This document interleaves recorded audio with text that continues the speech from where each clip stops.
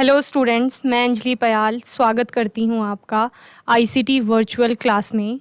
कैसे हैं आप सब लोग? उम्मीद करती हूँ आप सब लोग अच्छे होंगे और अपनी लाइफ में बहुत बेहतर कुछ कर रहे होंगे। आज हम बात कर रहे हैं क्लास 12th की केमिस्ट्री की, जिसमें हमारा 7th चैप्टर चल रहा था द पी ब्लॉक एलिमेंट्स, यानी कि पी ब्लॉक के तत्वों की हम बात कर रहे थे। पी ब्लॉक के तत्व जिसमें कि वर्ग 13 से लेकर के वर्ग 18 तक के तत्व आए थे। ठीक है, तो इसी में हमने ग्रुप 15 को तो पढ़ लिया था, वर्ग 15 को पढ़ लिया था जिसको नाइट्रोजन फैमिली कहा था, और उसके बाद ग्रुप 16 को हम पढ़ेंगे।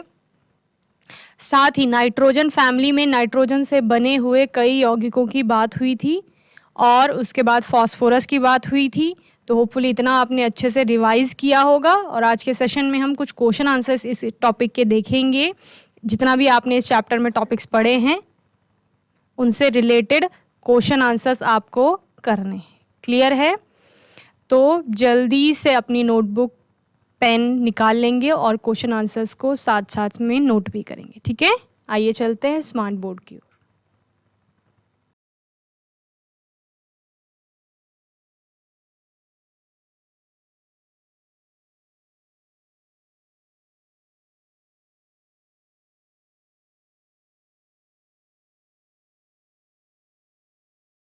चैप्टर 7 है आपका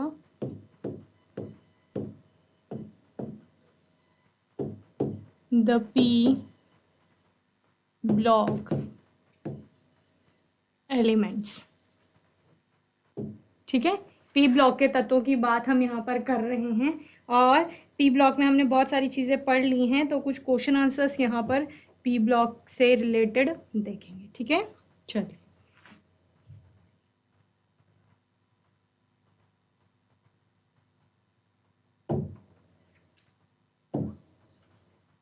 पहला क्वेश्चन है आपका, what is the basicity of what is the basicity of H3PO4। ठीक है, तो डिफरेंट फॉस्फोरस के ऑक्साइड्स आपने पढ़े थे या ऑक्सो एसिड्स ऑफ फॉस्फोरस जब आप पढ़ रहे थे, तो उन्हीं में से एक था ये H3PO4। ये कैसा होता है? ये ट्राई बेसिक होता है। ठीक है, तो आंसर नोट करेंगे इसका।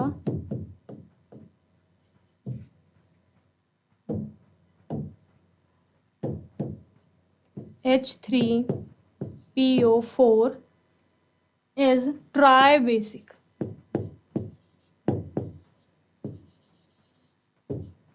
ट्राइबेसिक होता है। ठीक है, ट्राइबेसिक स्ट्रक्चर देख लीजिए इसका। ट्राइबेसिक किस प्रकार आएगा?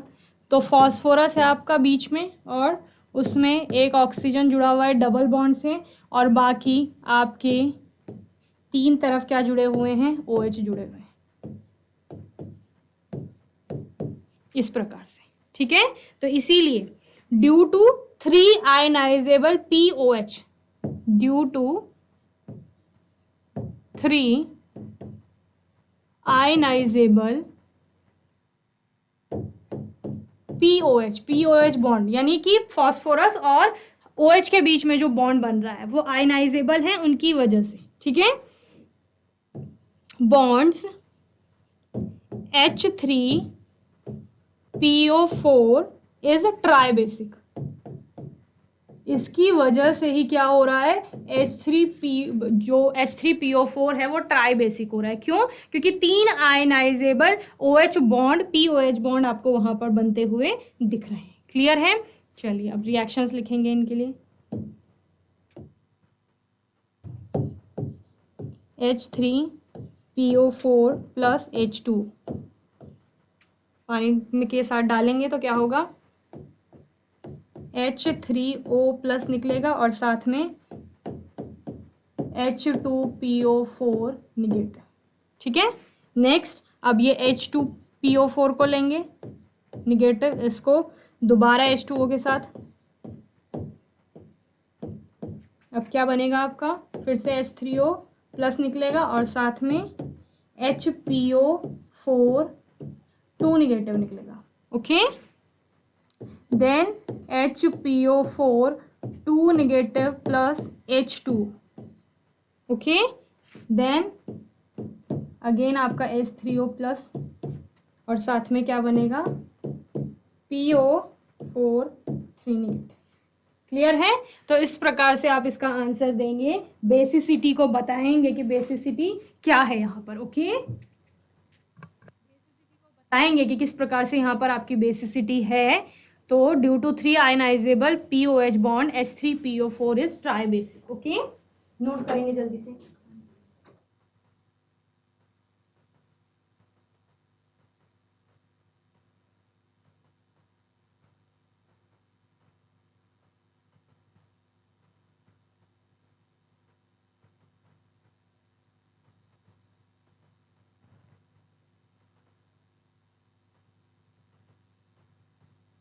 चलिए नेक्स्ट क्वेश्चन देखते हैं। नेक्स्ट क्वेश्चन है आपका, what happens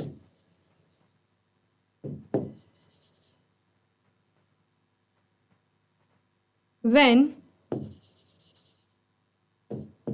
H3PO4 is heated?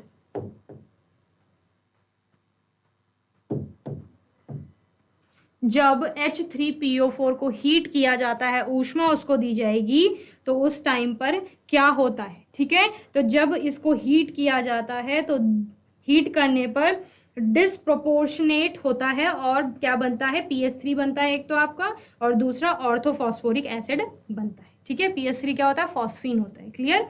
चलिए तो आंसर नोट करेंगे।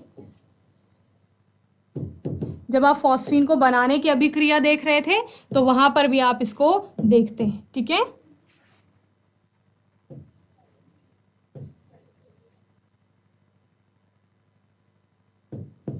On heating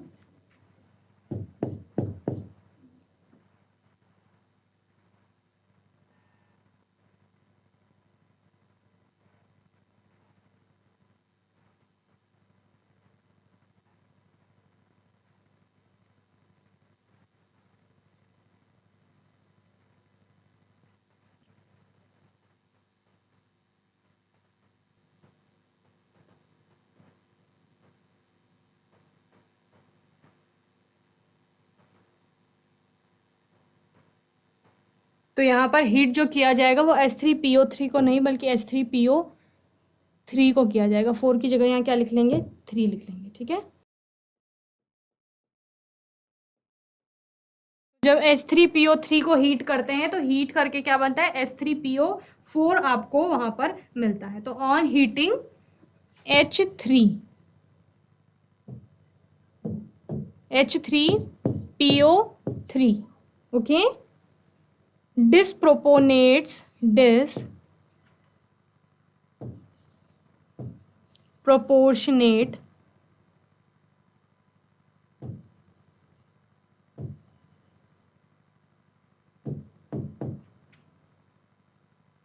to form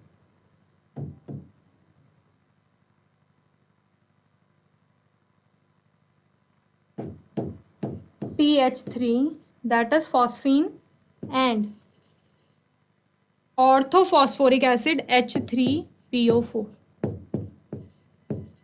okay, with oxidation state -3 and +5।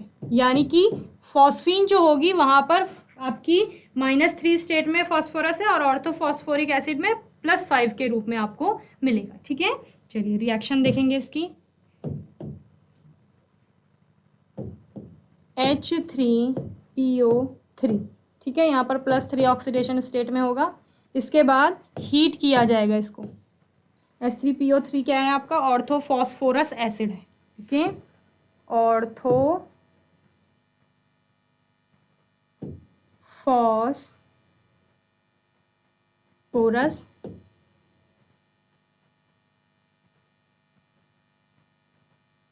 Acid, okay. जब इसको हीट किया जाएगा, हीट करने के बाद हमने क्या कहा, एक तो PH3 बनेगा जो कि क्या है, फॉस्फीन, और दूसरा आपका क्या बनता है, H3PO4 बनेगा, H3PO4 बनेगा, जिसको कि क्या कहा जाता है, ऑर्थोफॉस्फोरिक एसिड कहा जाता है।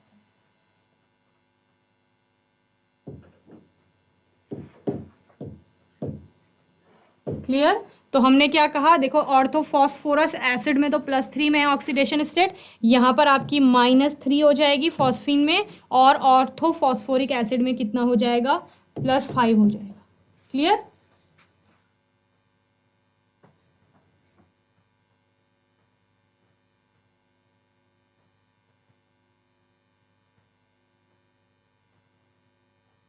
तो इस प्रकार की रिएक्शन आपकी होगी और क्या बनेगा, आपका ऑर्थोफॉस्फोरिक एसिड बन जाएगा। ठीक है, जल्दी से नोट करेंगे इसे।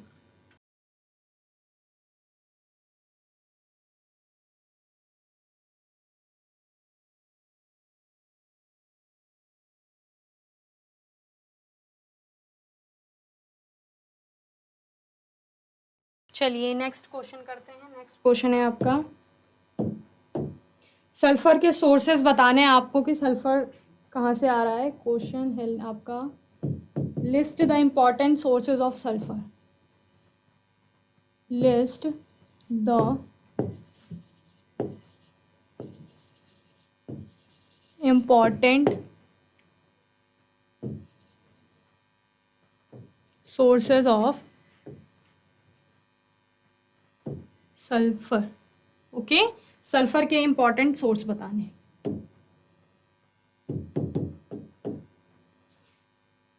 तो सल्फर होता है वो कंबाइंड स्टेट में पाया जाता है। कंबाइंड स्टेट यानी कि जैसे हम सल्फर को देखते हैं तो वो अलग अलग फॉर्म्स में आपको देखने को मिलेगा, अलग अलग कंपाउंड्स के रूप में आपको देखने को मिलेगा, इसीलिए हम क्या कह रहे हैं, कंबाइंड स्टेट में पाया जाएगा। जैसे जिप्सम में होता है, एप्सोम में होता है, बायराइट में होता है, गैलेना में आपका होता है, जिंक ब्लेंड में होता है, और कॉपर पायराइट में आपका होता है, आयरन पायराइट्स, ये सारे सल्फर के होते हैं। ठीक है, इसके अलावा कहाँ मिलता है, बहुत कम अमाउंट में H2S में आपका सल्फर है, एग्स में सल्फर होता है, प्रोटीन में होता है, ऑर्गेनिक जितने भी आपके मटेरियल्स होते हैं उनमें, अनियन हो गया, मस्टर्ड हो गया, हेयर, वूल, इन सब में सल्फर की प्रेजेंस देखने को मिलती है। ठीक है, तो चलिए आंसर नोट करेंगे।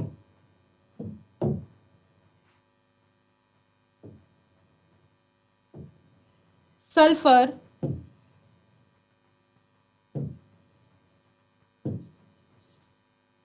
mainly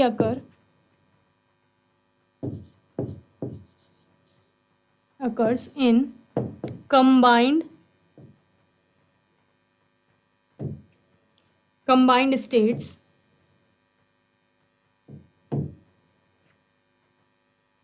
in Earth's crust। अर्थ की क्रस्ट में, धरती की जो भूपर्पटी वाली सतह है वहां पर ये मेनली किस रूप में पाया जाता है, आपका कंबाइंड फॉर्म में पाया जाता है। ठीक है, इन द फॉर्म ऑफ, किसके फॉर्म में, in the form of sulphates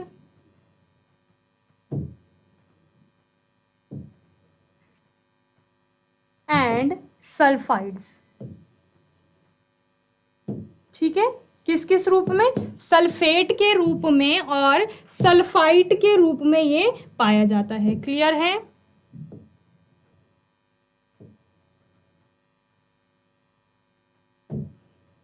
आगे सल्फेट्स के रूप में ये कहाँ कहाँ मिल रहा है वो हम बताएंगे।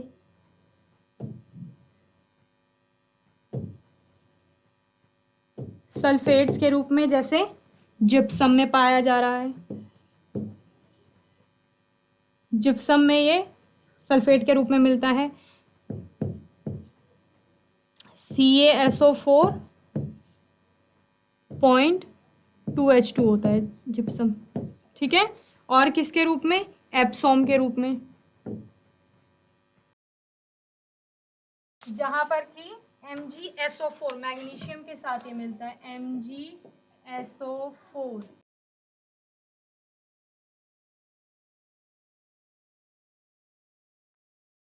MgSO4.7H2। ओके, ये हो गया। और सल्फेट के रूप में बेराइट जिसे आप कहते हैं वो, ठीक है। ये क्या होता है, ये आपका बेरियम का होता है, BaSO4। चलिए नेक्स्ट, सल्फाइड के रूप में कहाँ मिल रहा है वो देखेंगे।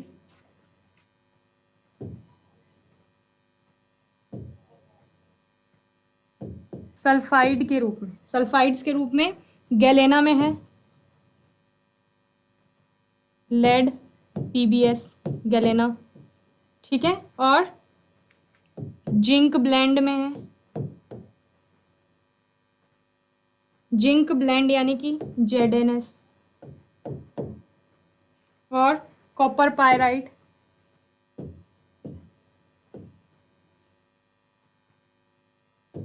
कॉपर पायराइट में CuFeS2।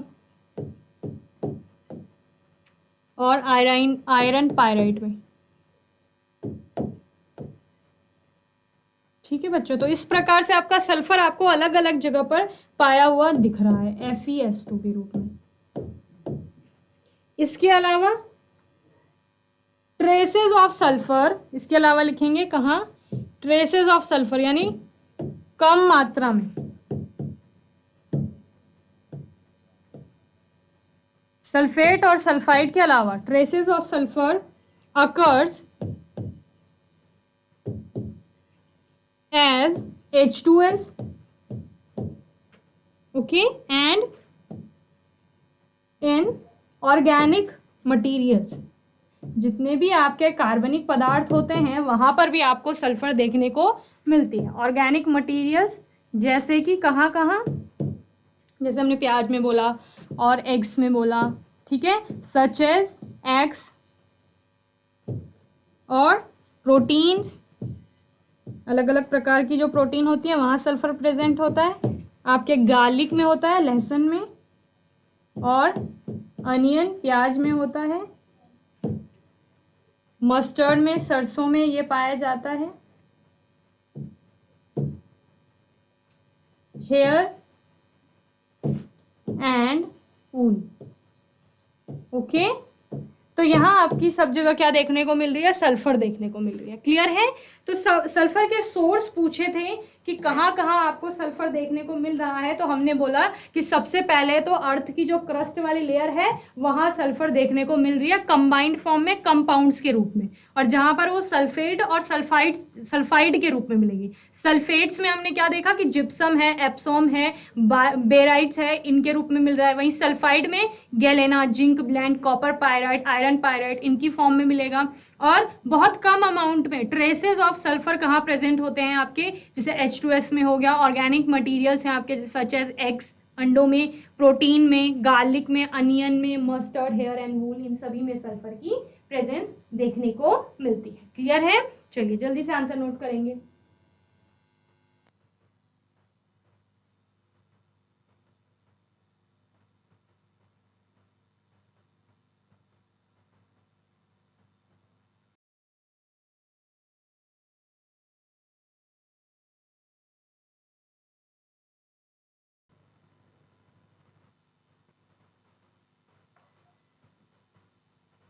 चलिए नेक्स्ट क्वेश्चन देखेंगे अपना।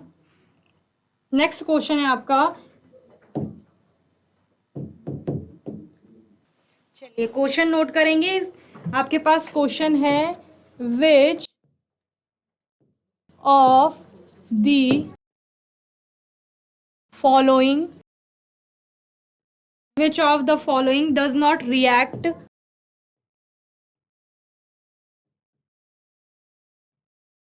which of the following does not react with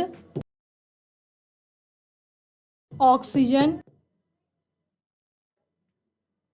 directly। क्या है प्रश्न, इनमें से कौन सा डायरेक्टली ऑक्सीजन से रिएक्ट नहीं करता, अभिक्रिया नहीं करता। तो किन में से ऑप्शंस दिए गए हैं आपको, जिंक है, टाइटेनियम है, प्लेटिनम है एंड आयरन है, ठीक है। तो आप जब अभिक्रियाशीलता का क्रम देख रहे थे, ये तो बेसिक क्वेश्चन है आपका, 10th लेवल पे भी आप लोग पढ़ते हैं, तो अभिक्रियाशीलता का जब आप क्रम देखते हैं तो वहां पर जो सक्रियता श्रेणी आपने देखी थी, वहां पर आपके सिल्वर हो गया, गोल्ड हो गया, पीटी प्लेटिनम हो गया, ये सबसे नीचे आती हैं धातुएं, जो कि कैसी होती हैं, बहुत कम अभिक्रियाशील धातुएं होती हैं, नोबल मेटल जिनको कहा जाता है। ठीक है, तो यहाँ पर आपका वो कौन सा है, प्लेटिनम है। क्लियर, तो आंसर नोट करेंगे, आंसर नोट करेंगे, प्लेटिनम, प्लेटिनम जिसका सिंबल है PT, is a Nobel metal and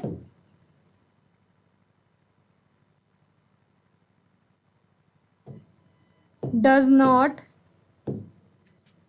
react with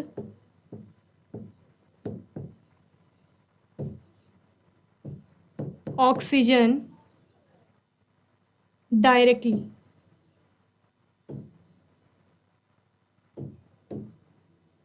और ये डायरेक्टली ऑक्सीजन से रिएक्ट भी नहीं करती। ठीक है ना, क्या कहा गया, platinum is a Nobel metal, ये एक नोबल मेटल है और आपकी रिएक्ट नहीं कर रही है ऑक्सीजन के साथ, इसीलिए हम क्या बोलते हैं, जैसे प्लेटिनम हो गया, गोल्ड जैसी धातुएं हो गई, इनका संक्षारण भी नहीं होता है। ठीक है ना, चलिए नोट करिए जल्दी से, फिर नेक्स्ट क्वेश्चन देखेंगे अपना।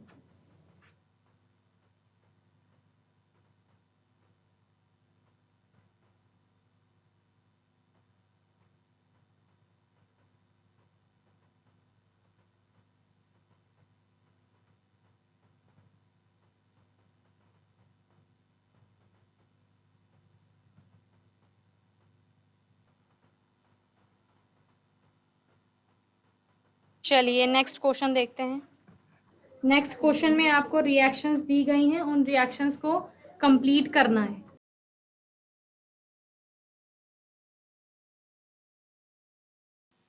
नेक्स्ट क्वेश्चन है बच्चे आपका, आपको रिएक्शंस कंप्लीट करनी है। ठीक है, क्वेश्चन लिखिए, complete the following reaction.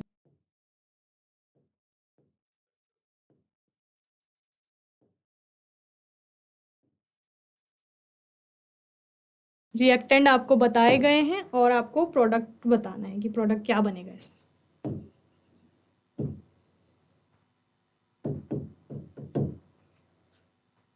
First है आपका यहाँ पर C2H2 प्लस O2।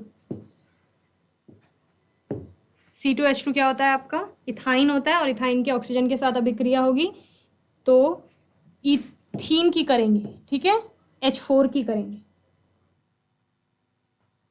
इथीन, इसके ऑक्सीजन के साथ अभिक्रिया कराएंगे और आपका क्या बनेगा, तो हीट देते हैं यहाँ पर, और आपको पता है हीट देने पर क्या बनता है, कार्बन डाइऑक्साइड और साथ में वाटर प्रोड्यूस होता है। ठीक है, क्लियर है, 4 आपके हाइड्रोजन हो गए और ऑक्सीजन हो गए आपके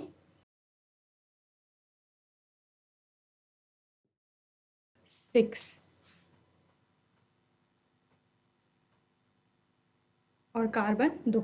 ठीक है, बैलेंस हो गई रिएक्शन। सेकेंड रिएक्शन है आपके पास 4Al, एल्यूमिनियम की रिएक्शन करानी है आपको 3O2 के साथ, तो आपका क्या बनता है, Al2O3 बनता है। इसमें भी आप हीट देंगे और क्या बनेगा, 2Al2O3 बनेगा। ओके, चलिए जल्दी से नोट करिए दोनों रिएक्शंस को।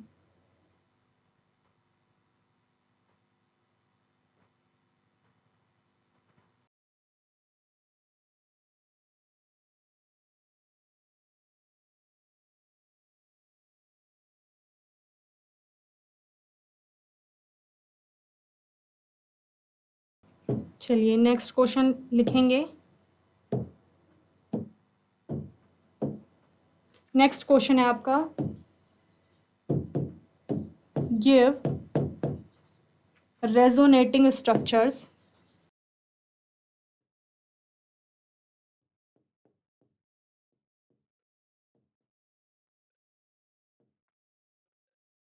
of NO2 and N2O5। Resonating structure बनाने हैं NO2 और N2O5 के, ठीक है। पहले NO2 का बनाइए। NO2 यानी एक नाइट्रोजन, दो आपके ऑक्सीजन है, ठीक है। तो N डबल बॉन्ड O और सिंगल बॉन्ड O, ठीक है।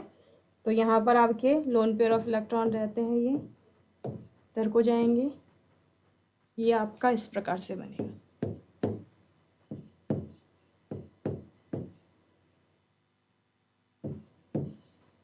अब इस पर पॉजिटिव चार्ज आ जाएगा आपका, जब लोन पेयर ऑफ इलेक्ट्रॉन इधर को शिफ्ट होंगे ना, तो आपका नाइट्रोजन पे पॉजिटिव चार्ज आ जाएगा।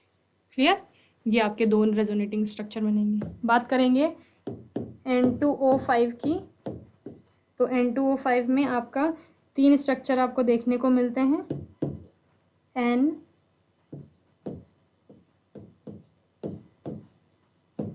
इस प्रकार से एक बनेगा आपका, ये तो आपका जनरल स्ट्रक्चर हो गया N2O5 का, ठीक है। डबल बॉन्ड से यहाँ पर जुड़ा हुआ होगा नाइट्रोजन, ठीक है। तो सबसे पहले यहाँ पर आपका निगेटिव चार्ज आता है, तो ये इधर को जाएगा, ओके। फिर आपका नाइट्रोजन पर पॉजिटिव रहता है, ये डबल बॉन्ड इधर को टूटेगा, इस वाले नाइट्रोजन पे भी आपका पॉजिटिव, इस वाले पे ऑक्सीजन पे आपका नेगेटिव चार्ज रहता है, ठीक है। सेकेंड स्ट्रक्चर आपका आता है। तो सेकेंड स्ट्रक्चर में जिस हिसाब से हमने बॉन्ड की डायरेक्शन दिया है आपके बॉन्ड को तोड़ने का, या लोन पेयर जहाँ पर शिफ्ट हो रहे हैं उसी हिसाब से आप तोड़ लेंगे। तो ये नाइट्रोजन, यहाँ ऑक्सीजन है, यहाँ नाइट्रोजन है, ठीक है। और फिर इन पर ऑक्सीजन जुड़े हुए हैं। तो यहाँ आपका चूंकि ऊपर वाले ऑक्सीजन में, पहले नाइट्रोजन की बात करेंगे तो ऑक्सीजन इधर को टूटा है, तो यहाँ पर आपका निगेटिव आ गया, ठीक है। नाइट्रोजन पे यहाँ पॉजिटिव आ जाएगा, इस वाले नाइट्रोजन पे पॉजिटिव आएगा, और यहाँ आपका क्या आ जाएगा, निगेटिव आ जाएगा। फिर अभी ये इधर को टूटेगा, ओके, और ये वाला बॉन्ड इधर को शिफ्ट होगा। तो अब आपका नेक्स्ट स्ट्रक्चर कैसे बनेगा, यहाँ पर देखिए, NO ऑक्सीजन ऑक्सीजन, यहाँ पर भी दो ऑक्सीजन, ओके। अब यहाँ पर डबल बॉन्ड आ गया, इस पर पॉजिटिव आ गया, इस पर नेगेटिव आ गया। किस क्लियर है। अब इस नाइट्रोजन पे भी पॉजिटिव, अब चूंकि ये वाला बॉन्ड यहाँ पर टूट गया था ना, ये डबल बॉन्ड इधर को टूटा था, तो इस पर निगेटिव आ जाएगा, ओके। और इधर का निगेटिव, ये जो शिफ्ट हुआ था यहाँ, तो अब इस पर क्या आ जाएगा, डबल बॉन्ड आ जाएगा। क्लियर है। तो इस प्रकार से तीन आपके स्ट्रक्चर यहाँ पर देखने को मिलेंगे आपके, ओके। पहला आपका ये है, ओके। सेकेंड आपका कौन सा है, ये वाला है,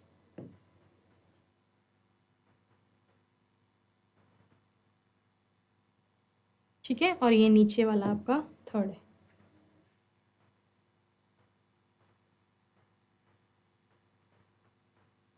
ओके। चलिए जल्दी से बनाएंगे।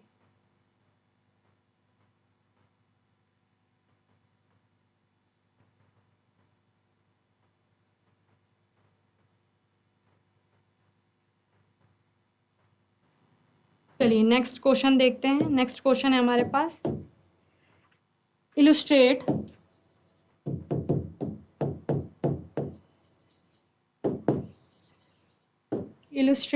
How copper metal can give different product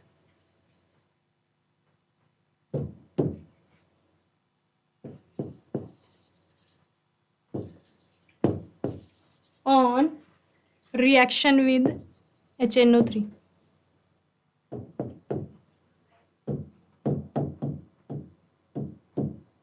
तो कॉपर रिएक्ट कर रही है HNO3 के साथ, नाइट्रिक एसिड के साथ, और अलग अलग तरह से प्रोडक्ट दे रही है, सेम चीजें हैं, लेकिन एक बार आप डाइल्यूट में लेंगे सोल्यूशन, एक बार कैसे लेंगे, कॉन्सेंट्रेट सोल्यूशन लेंगे, ठीक है। तो रिएक्शन लिख लीजिए।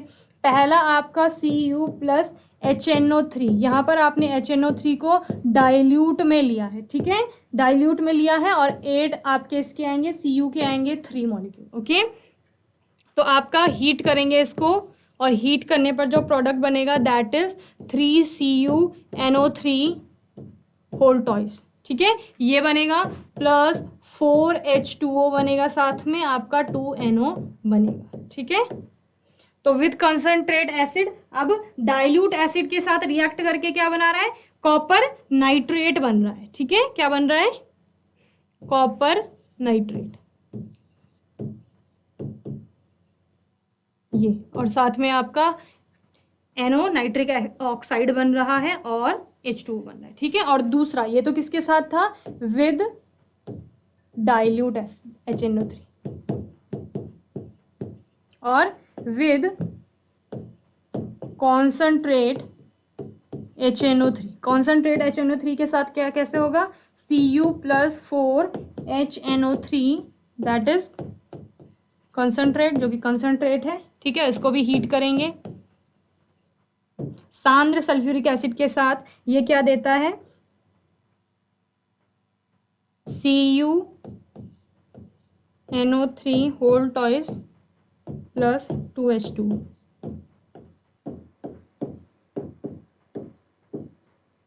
तो क्या हुआ, with concentrate HNO3 copper gives NO2 instead of NO। Nitric acid की जगह क्या बन गया है आपका, NO2 आ गया है यहाँ पर। ठीक है, ये बस इसमें चेंज आएगा और बाकी आपके मॉलिक्यूल्स में थोड़ा चेंज आएगा, बाकी प्रोडक्ट सेम बन रहे हैं। ठीक है, क्लियर है। तो नाइट्रिक एसिड आप एक बार डाइल्यूट में ले रहे हैं तब नाइट्रिक ऑक्साइड बन रहा है, NO बन रहा है सिर्फ, और वहीं पर जब हमने क्या कहा कॉन्सनट्रेट लेंगे HNO3 तब आपका NO2 प्रोड्यूस होगा। ठीक है, कॉपर नाइट्रेट तो प्रोड्यूस हो ही रहा है उसके साथ साथ। क्लियर है।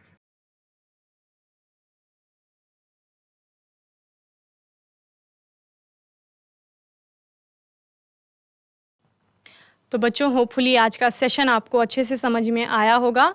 आज के सेशन में हमने कुछ और क्वेश्चन आंसर्स लिए चैप्टर 7 के, जो कि पी ब्लॉक एलिमेंट आपका चैप्टर है, उसमें जितने टॉपिक हमने पढ़े थे उसी से क्वेश्चन आंसर्स लिए हैं। होपफुली ये क्वेश्चंस के आंसर आपको अच्छे से समझ में आए होंगे, और इसी प्रकार के प्रश्न अगर एग्जाम में पूछे जाते हैं तो आप इसी प्रकार से उनका उत्तर लिखेंगे। ठीक है, तो इतना आपको अच्छे से रिवाइज करना है, और आने वाले सेशन में हम फिर एक नए टॉपिक के साथ आएंगे। और तब तक के लिए ICT वर्चुअल क्लास से जुड़ने के लिए धन्यवाद।